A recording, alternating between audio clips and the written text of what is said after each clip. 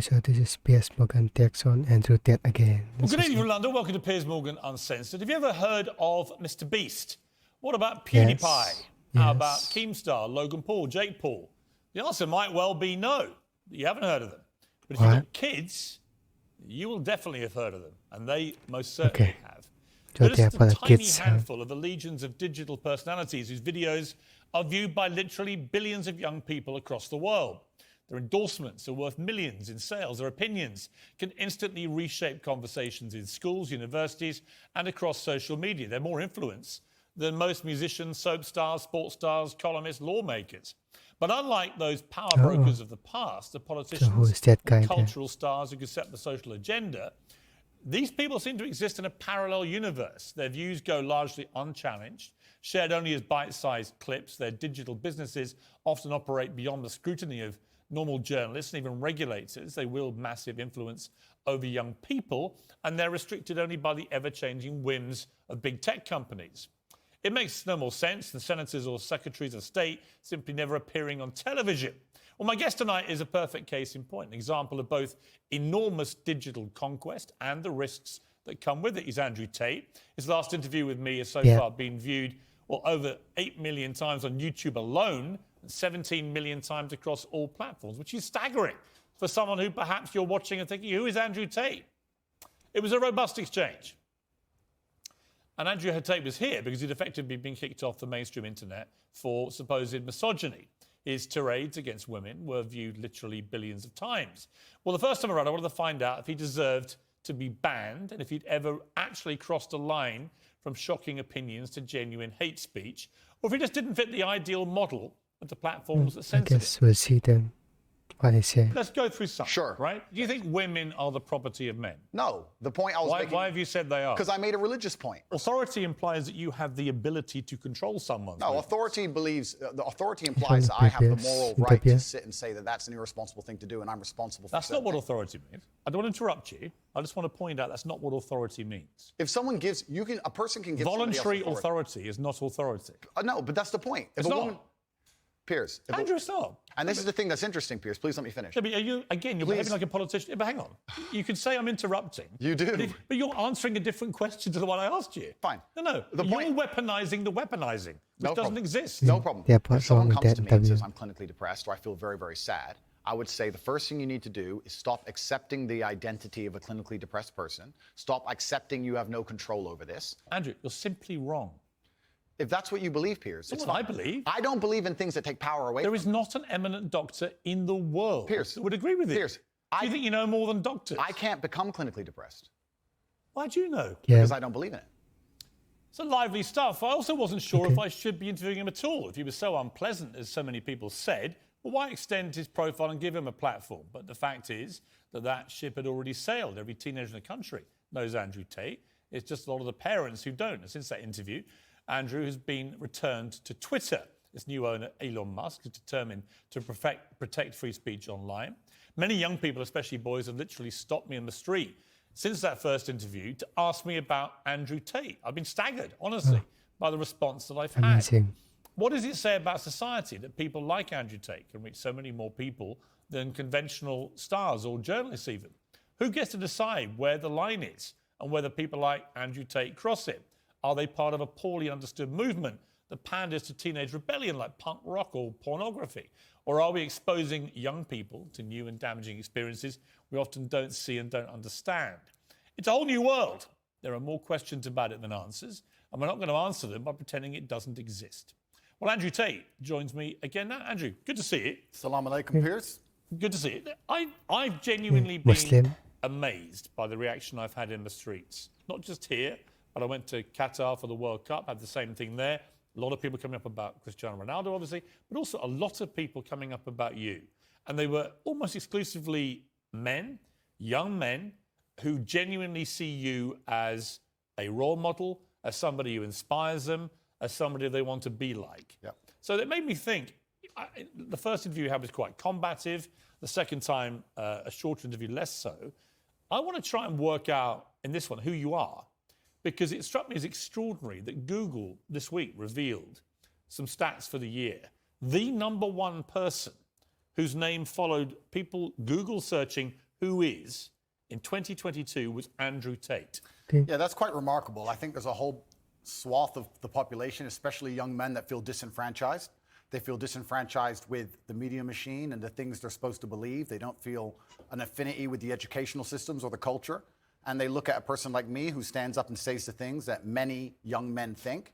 I haven't put a magic spell on the world. The fact that people like what I say means that they agree with me deep inside. They may be afraid to say it themselves, but I am seen as a bastion of free speech and a bastion for masculinity as a whole, because a lot of men are largely forgotten about. Do you think you're a force for good, or are you a force in evolution where perhaps you've done and said stuff you shouldn't have done, and as you get older, perhaps as you get bigger, more followed around the world, you sense a responsibility perhaps you didn't have early on? Well, we all evolve. Every human evolves day by day. You wouldn't be human if you didn't evolve on an hour-by-hour basis. But I do not think I'm a force for good. I absolutely not really know I'm a force for good, because I'm a force for truth. And truth is a good thing. Without truth, we're going to end up in absolute tyranny and slavery, and we're already on our way there. I feel like we're starting to combat it. My cancellation was the beginning of a change in public consciousness. Elon having Twitter is another beginning of the change in public consciousness. And anybody who stands up and speaks what they truly believe, even if it's something I don't personally agree with, I think that truth is absolutely important. And people's personal truths and people's personal opinions, even on differing sides of the same opinion, should be heard. Tell me about your life. You were born to a mixed race couple. Your father was an African-American, a chess player. And your mother, she was from this country. Correct, yeah. So my father was black chess player. He was in the Air Force. He met my mother here in England. And then I was raised initially in the United States. And then I moved to Luton, England when I was younger. So I've moved around a lot. I've lived an eclectic life in many different scenarios. We've moved around. I've done a lot of different things, lived a lot of different experiences. And what nationality are you? I mean, what do you identify as? I consider myself British now, but I will say that part of me, the patriotic Brit inside of me, is devastated by the state of the UK currently, and I want to make that very clear.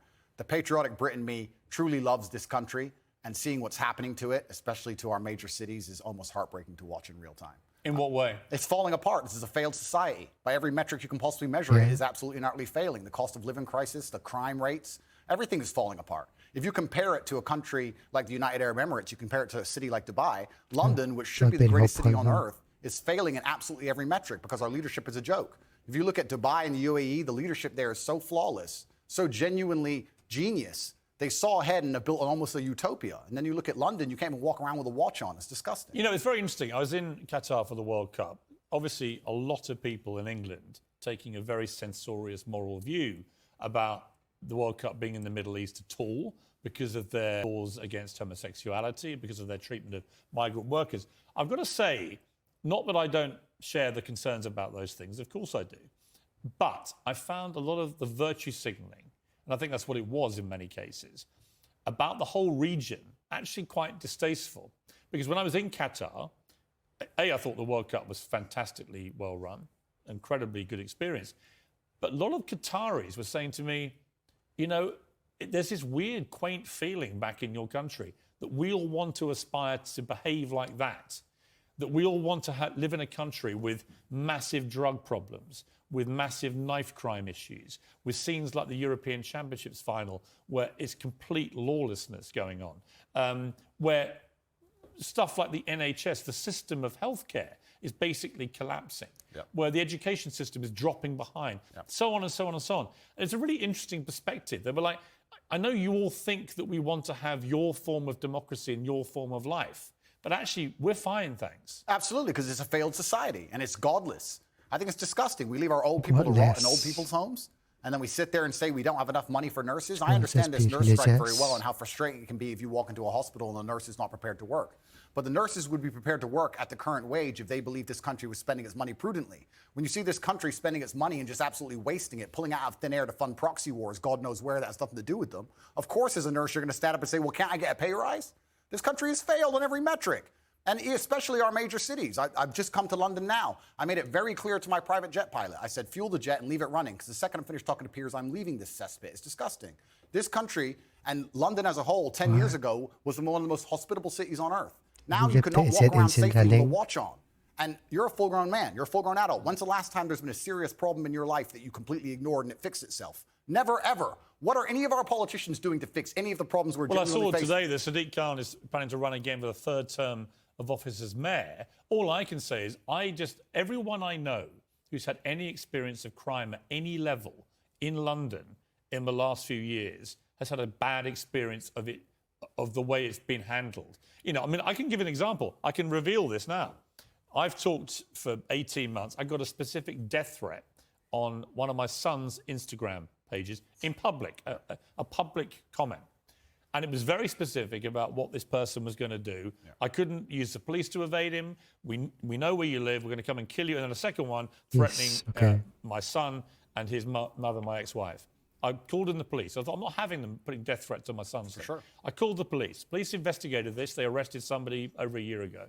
And then I heard from the police this week that despite 18 months of investigation, of a publicly posted comment on Instagram threatening to kill me on my son's Instagram, that they will not be able to pursue the case. Now, and I thought, imagine, I'm high profile. This was a front page of the Sun newspaper, this story. If that same man called a transgender person the wrong pronouns, he would be in trouble. Okay, right? So doesn't it just show how absolutely asinine and banal our legal system has become? That would never happen in a country like United Arab Emirates, the place I'm now residing in, Dubai, where the leadership has common sense. And I'm saying that all the leadership structures, doesn't matter if it's Labour or Conservative, across all of it in this nation, have completely failed. Sadiq Khan is a loser. Because when you're with finding money for proxy wars, ultra concerned with rainbow flags in another country that is uninterested in them, and their priorities are completely messed up. Of course the ambulance people are. Of course the ambulance drivers are striking. Of course the nurses are striking. Nobody cares about the most important things in this nation. It's a failing country in real time, and that's why I've left.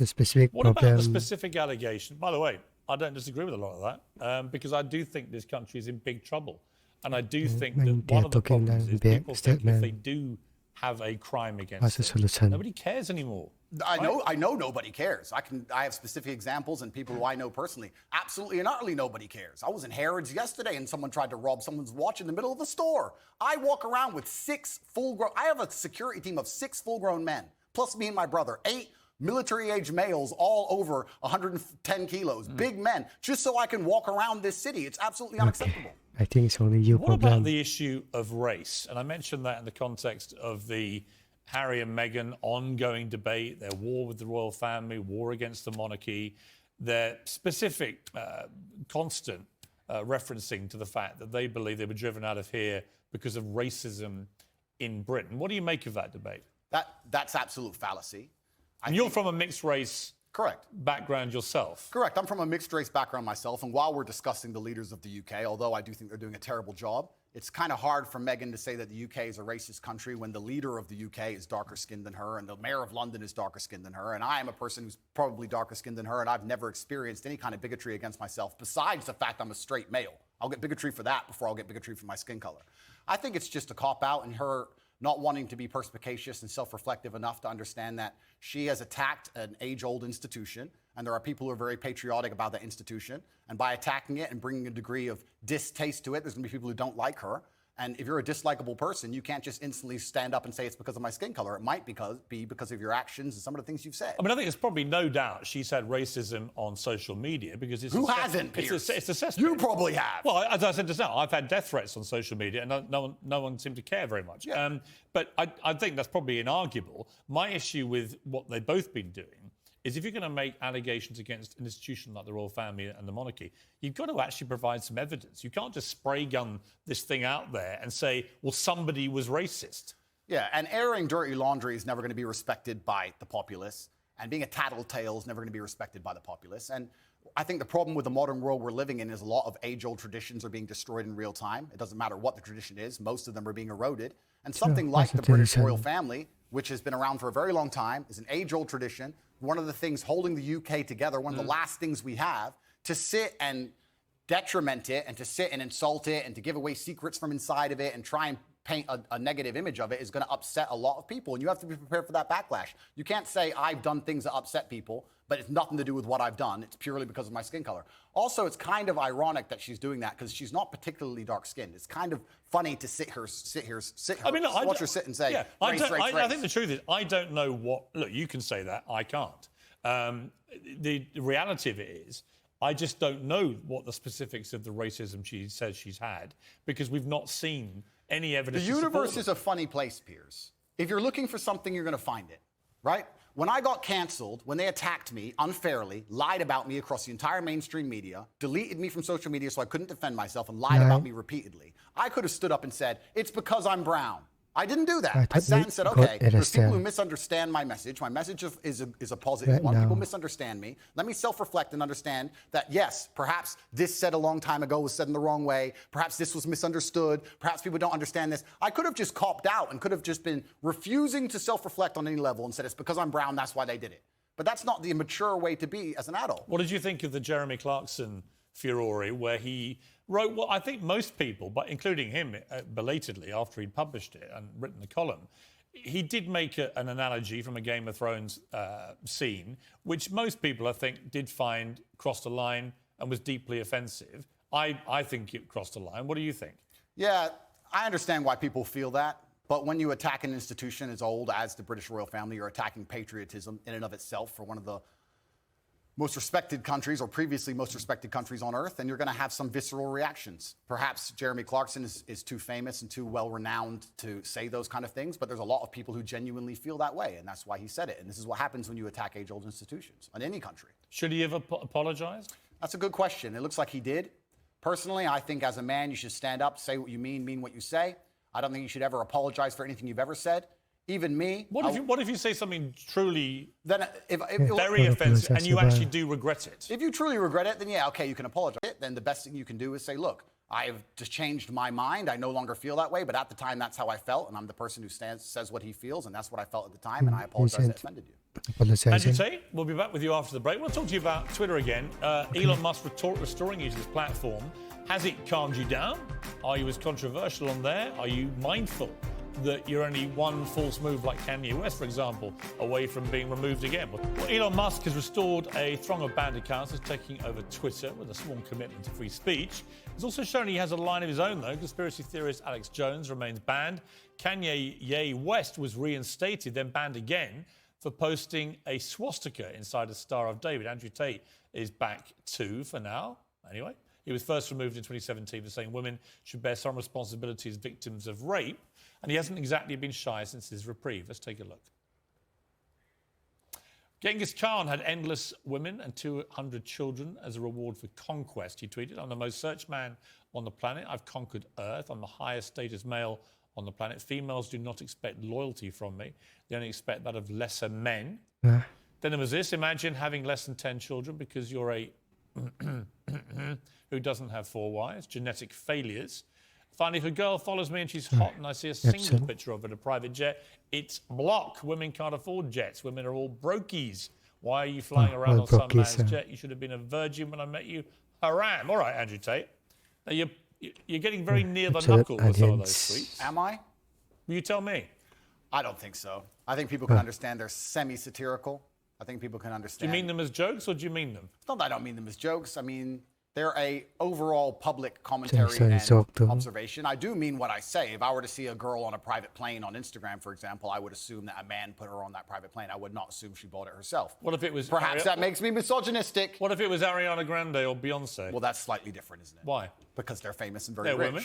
Yeah, of course, and they're famous and very rich. But so there are lots of women you wouldn't think that if you actually saw them on a private plane. Well, if I saw a 19-year-old girl from Moldova where the average wage is $200 a month and she was on a private jet, I would assume that with the balance of probabilities, considering I'm an adult, it's very likely because of her beauty, a man has put her on that private plane. Yes, if that makes me misogynistic instead of just perspicacious enough to understand how the world works, so be it. I'm a realist. Should you be such a generalist about these things? Well, you have to be a generalist when you're looking for in the balance of probabilities and trying to find balance in the world. You have to be a generalist. In general, if I stroke a lion, it's going to bite my hand, in general. There might be a nice one, but I don't want to find out. So that's how the world works. You've praised the Taliban in the past. Would you do so again tonight? The world is not black and white. The world is gray. It's very difficult to sit and make black and white assumptions about anything. Sit and say that the Taliban are completely and utterly evil and we're completely and utterly good, as you just discussed with the moral high ground. I believe that the Taliban bring law and order. It may not be the law and order we like, but it's a form of law and order, and humans usually gravitate towards... What about their treatment of women? I mean, only tonight they have banned any women from going to university. Fantastic. Let's get the feminists to go and teach them a lesson. The feminists are so tough, and they stand up and say they can do anything a man can do. Let's arm them up and send them to Afghanistan. I'm sure they'll fix it. Yeah, but it's not. It's a serious matter, isn't it? That women don't get the education they deserve. And that's a very serious answer. If women are just as capable as men in terms of combat, like feminists pretend they are, then they can go over there and they can deal with the Taliban. A lot of women do go to combat. Exactly. So they can go deal with the Taliban. It's nothing to do with me. They can stand up and fight for their own rights. Surely you wouldn't defend the doesn't care anymore, Taliban okay. banning women from university. It's saying it's nothing to do with me, Piers. It's absolutely nothing to What do with me. about the Afghan women? It's nothing to do with me on any level. You don't have a view? Doesn't care. I have a view. My view is that people naturally gravitate towards law and order, and if you didn't have the Taliban, you'd have different warlords operating in lawlessness, and there would be no way to prevent your store or your market stall getting completely robbed by someone with an AK-47, and people are going to gravitate towards a form of law and order. America left. They left a power vacuum, and the power vacuum is now full. Well, I don't disagree with that. Okay, well, But there we go. I do think the banning of women from university in Afghanistan is utterly horrific. And I think the feminists are going to arm themselves. They're going to show us that they can do anything a man can do. They're going to go over there to combat, and they're going to teach Taliban a lesson. Why can't you just say, on that, you know what, it's completely wrong? Because it's not my point. I don't understand. But it makes me think, it'll make your critics think that you don't think it's wrong. They could ban all men. They could ban all short But they're people. not. They're only banning women. Correct. People They think- could ban all short people. They could ban all people with long hair. Again, None of people it's think- anything to do with me. So they can do whatever they want. I'm not going to go to war with the He just Taliban. But you've just Just literally doesn't spent an care. impassioned first segment comparing the way, for example, Dubai handles law and order Correct. to this country. Correct. So you do express views about different laws. Absolutely. Both places. So when I put to you a law that basically bans women from being educated, it's not. Why is it a problem for you to say, you know what, it's wrong? They're both places I've resided in, Dubai and London, so I have personal experience. I can give my personal Personal opinion, but like I experience, said, it has absolutely nothing to do with me with what the Taliban decide to do inside It's of the word Afghanistan. out. They decide that's the most prudent way to run their society. Then we have two choices. We can either go over there and start another war that we shouldn't be involved in and waste a bunch of life, or we can sit and say it's up to them. They should govern themselves. They're people. We're no better than them, and they've decided to live their lives a particular way, and that's how they're going to live it. Like I said, if feminists are very upset and they're very disgusted by the fact that in Afghanistan women cannot go to school, I've been told Yes, repeatedly triggered by by feminists that they're feminists. just as capable as men in all realms, and I expect them to arm themselves and fly over to Afghanistan and fix it. Like a lot of women have done in combat. Good. Congratulations. Go fight. Well, this is the thing that's very interesting, because when you talk about ideas, it's not even just about Afghanistan and feminism. When you talk about ideas, they must all be defended at some point. There has to come down to violence. The world is backed by violence. Nobody wants to talk about this. It doesn't matter what it is. If you have a disagreement between two parties, eventually, if the disagreement continues, it ends up in violence. Feminism is defended by men. Men Just stand up wants and the defend violence feminism, then. not feminists themselves, because they're incapable of violence. And we're in a They don't want to situation now solve where the you're saying problem that anymore. we should send men to go and fight for feminism. Why?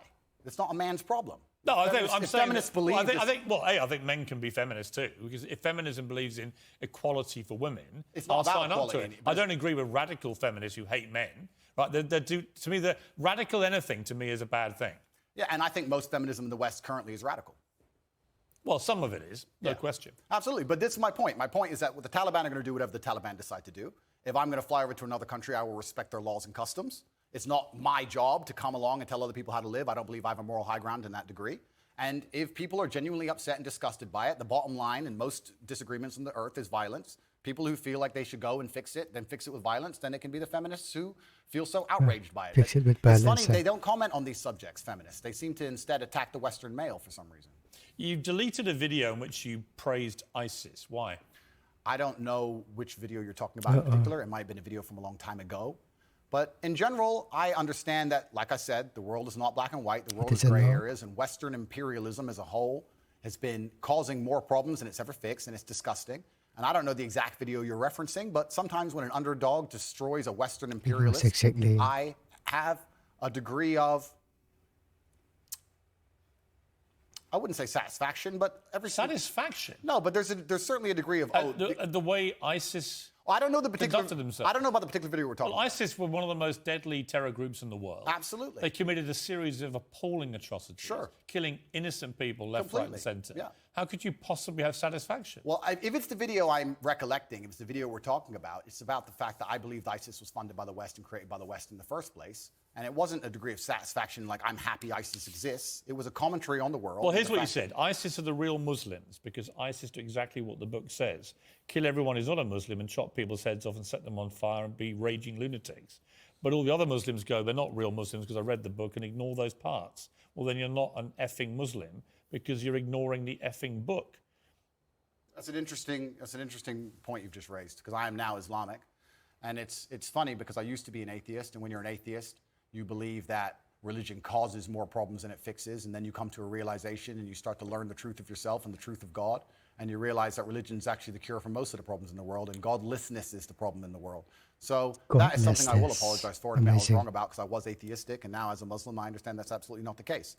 If that's the particular video you're talking about, then there's... Well, that's really interesting. So you regret saying that? Yeah, because you learn and you grow and you evolve, as I said. At the time, I believed it because I didn't believe in God at the time. It was a very long time ago. It's actually kind of a testament to you, Piers. You managed to find the oldest possible videos of me that have ever existed. But at the time, I was atheistic. Well, no, I was curious because you have recently converted to Islam. Correct. So these questions, I think, are pertinent to your conversion. Absolutely. As to what you actually believe as a practicing Muslim now. Yeah, I believe that Islam is beautiful. I believe it's the last true religion on earth. It's certainly the last respected religion on earth. And I felt differently inside since I've converted. And I think it has the solutions to a lot of the problems we're facing in the world today. That particular video was once again satirical. A lot of people watching this would not have seen it. They would not have seen the joke element of it. It's fine. But it's not funny, though, is it? Well, you know, it's like most of the time, as we discussed in our first interview with me. Things are taken out of context, short form, et cetera, et cetera. But all in all, you could say the same things about Christians. If you were to read the Old Testament and say, stick to the Old Testament, you'd kill anyone who works on a Sunday. So it's not applicable to... You wouldn't countenance violence. Say again? You don't countenance violence. I absolutely do not countenance violence. When I was talking about violence being the bottom line decider between disagreeing points of view, it's not I'm calling for violence. I'm just making a commentary on how the world genuinely functions. But when you use a word like satisfaction, you understand that people will watch that and think, how can you possibly find any form of terrorism satisfying? I don't find any form of terrorism satisfying. I don't find Western terrorism satisfying either. I don't think it's satisfying that we managed to find $500,000 per bomb to drop on some farmer who makes $4 a day under the name of freedom. And we can't seem to pay our nurses enough to do their jobs. I don't find any kind of terrorism. And it's actually very interesting you talk about the word terrorism. Terrorist and freedom fighter, good guy and bad guy, all of this is subjective. There are people who believe that the West are the biggest terrorists on the earth. There are people who believe that America causes more wars than anyone else. And they've killed more people than anyone else. And there's people who believe the absolute opposite. So once again, it depends who you're talking to. It's a subjective conversation. There's no black and white in the world. There's areas of gray. And that's how it is. So I thought you were talking about another video where I was saying that ISIS is standing up and fighting for what they believe in. I'm not saying what they believe in is right, but that's what they were fighting for at the time. And it was a completely different video than the one you were actually referencing. But you would condemn them now? I don't condemn anybody doing anything bad to anybody. I'm not a person out here with a criminal record. I don't hurt anyone. I just spent my first segment on this show talking about how I believe in law and order and how important that is. I think people can operate inside of their lives safely and walk around, man, woman, child, can walk around in safety in any city they live in. How that law and order is constructed is not my jurisdiction. I'm not in charge of the law and order of Afghanistan, Tajikistan, Kyrgyzstan, Afghanistan, Kazakhstan, any of them. It's nothing to do with me. I want to talk to you after the break about masculinity. Why is it that so many young men gravitate to you? What is your view of what it takes to be a man? Welcome back to this special edition of Piersmorgan Uncensored with Anne's Property. We shouldn't be allowed to drive. Boasts about only dating teenagers to imprint on them. Misogynists are discussing whether they're in Afghanistan or a swanky London studio. Am I a misogynist, am I? I don't think, first of the things she said, I don't even truly believe. If you're prepared to listen to me, I'll explain to you exactly why she's completely and utterly wrong. If you can go through the points again, she said. Do you think you're a misogynist? Absolutely not. I'm not a misogynist on any level. This is one of those buzzwords they throw at just throw at people randomly. Homophobic, racist, misogynist, they just throw it out at people. What is your view of women? I'm a realist. What is your real view of women? I absolutely not really love women. I adore women. I have good relationships with women. Not a single woman has come up to me on the street since I've been canceled. Not a single one has said anything negative. Every single one of them has said positive things. You're a traditional male. I wish more men were like you. You understand your masculine roles. You understand what you're supposed to do. You understand you're supposed to protect women. You're exactly the kind of man I'd be looking for. I've never had a negative interaction with a female ever since I've been dubbed the biggest misogynist. Where is the... Please let me finish. I'm sorry, Piers. Also, there's not been a single woman who's accused me of a crime, not a single woman who's accused me of rape, not a single woman who's come out and said anything from my entire past of 36 years I've done anything wrong ever. Anybody else with my level of fame, any footballer, any other movie star, at least has people who've come out and accused them of rape, X, Y, Z. I have no woman who's come out and ever said I've hurt her. No woman who's come out and ever said I've done damage to her or been horrible to her. Everybody who ever interacted with me has said I've been a nice person. All of them. So this random Twitter nobody who seems to know so much is full of... All right, you've responded to her tweet. Yeah, she's a liar. But where is the line for you between masculinity, which I will always defend, and which I agree with? I think a lot of women like men to be masculine, and what has become known as toxic masculinity. And the reason I ask you is that you are engaged in that debate with men all the time. Where is the line for you where men shouldn't cross, where the behaviour should be kept within a line? Please define toxic masculinity. Well, you tell me what you think it crosses a line from being a masculine, good man triggered by that to a word. bad man. Okay. There's no such thing as too much masculinity if it's genuinely masculine. Genuine masculinity is not out here to hurt people. It's absolutely the opposite. It's out here to protect. And when bad things happen, they call traditionally masculine men. If you need a firefighter, you need a masculine man. When you call the police because of the problem you have, you want masculine men. And as soon as a woman or a man is in trouble, when you look for backup, you look for masculine men. And masculine men have a duty to provide and protect those they care about. We have a duty to do things we don't feel like doing because we know we're supposed to do them. And that's why we stayed in the Titanic and died. Those were masculine men. Where did you get your views about this from? This is what I grew up with. It's the family I grew up around. And Your father, your mother, yeah, both? and the world I lived in. And I think a lot of the things I'm saying now about masculinity and how people should act in the world, how the world should function, were considered completely normal and accepted by everybody only 20 years ago. I think the world's just lost its mind. For me to stand up and say a man should protect a woman now gets to be called a misogynist and canceled. If I said that 10 years ago, everyone would say, duh. And what's funny is, everyone who argues against me and says men shouldn't protect women, especially all the feminists, if they were with their boyfriend and a man broke into their house, guess who they'd expect to go downstairs? Who do you think? Think they go themselves? Are they going to Afghanistan?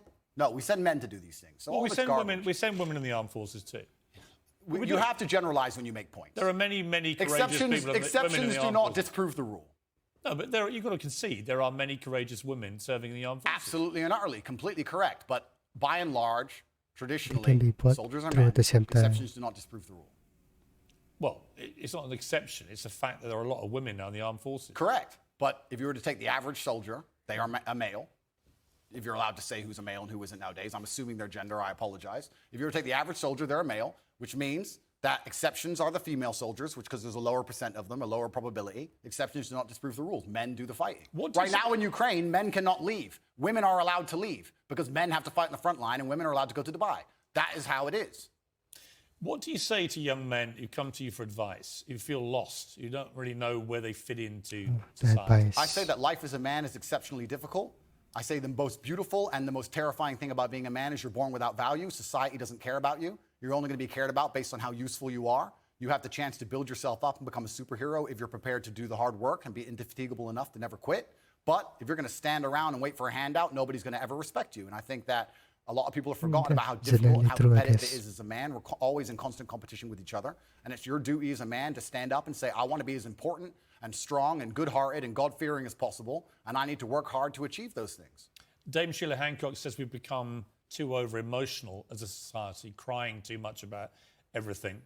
Has she got a point? She's completely right. And the dangerous thing about overly emotional men is that they're dangerous. They're genuinely dangerous. This is what's crazy. All these people who talk about toxic masculinity and how bad it is for men to be traditionally masculine. A traditionally masculine man does things he doesn't feel like doing because it is his duty to do them. He charges into the building because it is his duty. Not because he feels like it, because it is his duty. We're now teaching the new generation of men that they don't have duty and they can just act on their feelings and act how they feel and they don't have to act as a man should. Do you know what happens when you get men who just act how they feel?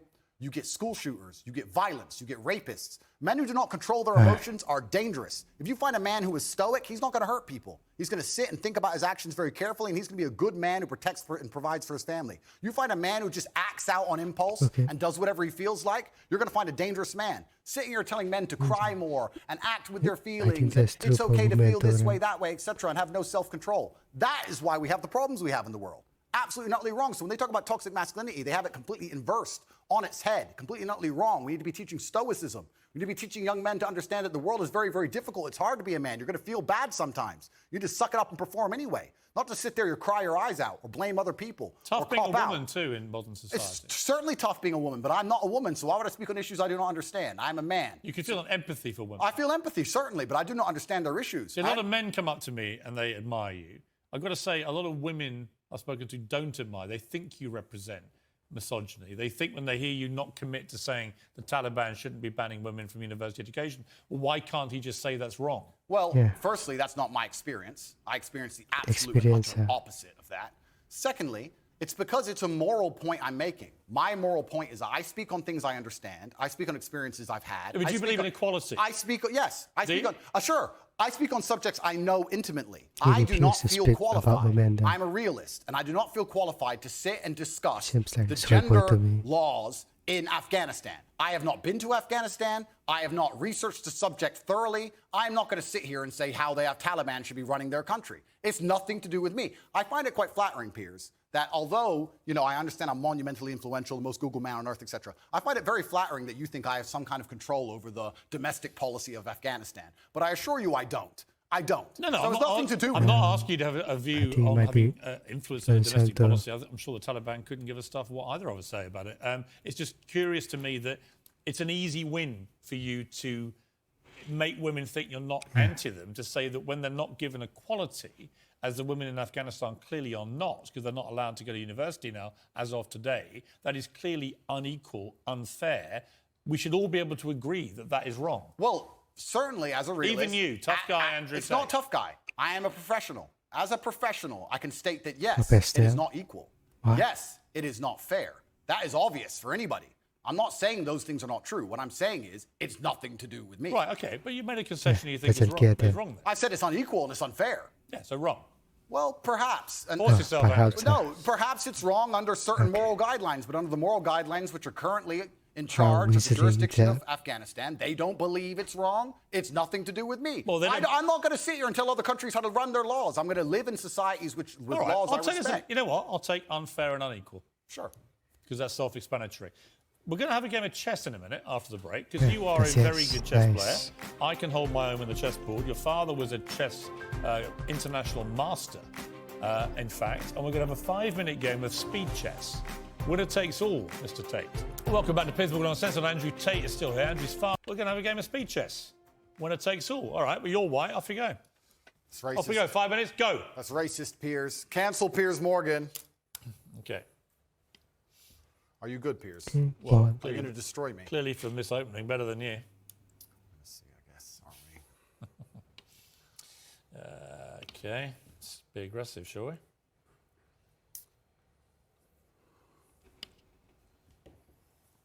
A horse. School chess champion, eh? It's tense. Certainly. Lennox Lewis was better than you. Yeah, I played bishop. him. Was he? Well, he beat me 39 times out of 40. Check. Yeah, he is pretty good at the game, I heard.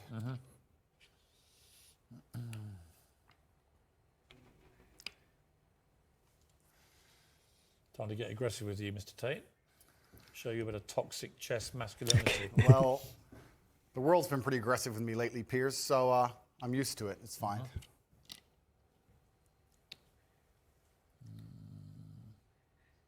Okay. Knight. Oops, apologize. How long we got? Why do you think the queen? 3:45. Why do you think the queen gets to jump across the board and the king doesn't? Because it's sexist. The game of chess is sexist, but perhaps it reflects Sexist. life, Piers.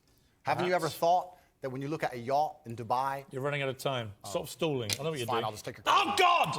I'll just take your queen.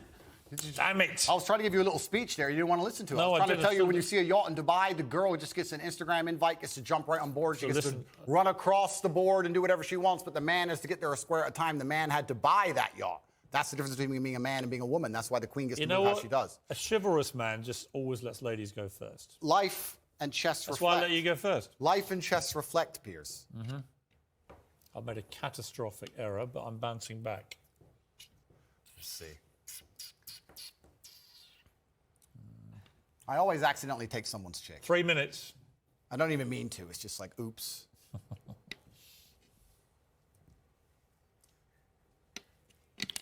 Yeah, You need okay. to stop knocking my pieces over like some.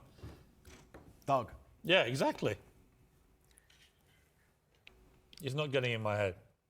They're talking to me saying you're getting in my head. How do you think chess reflects life? I think that it's all about strategy. Correct.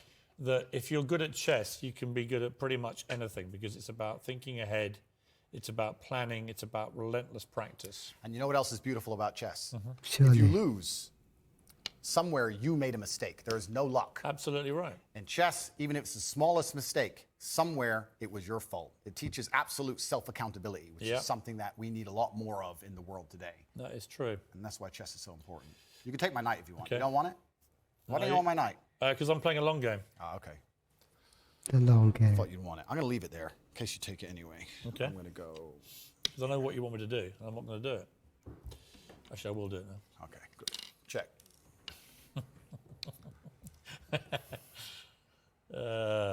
Check. Oh, he's losing it. Check. How long? I need to buy some time here. I need to buy some time. This is really playing well on radio, by the way. I'll have that. Thank Damn it!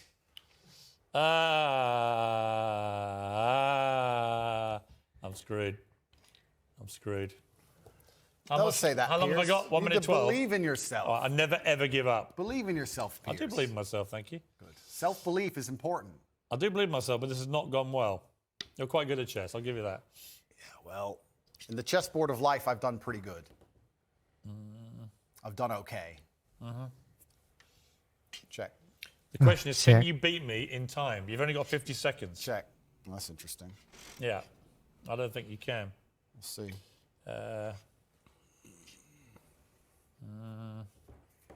Mate in 2, Piers. Yeah, you can have that. Doesn't matter. It's mate in 2. Check. Mate. Good. Okay. Good game, sir. Well played. Thank you. 25 seconds. seconds away from safety. Okay, well, Andrew Tate, I'll give you something.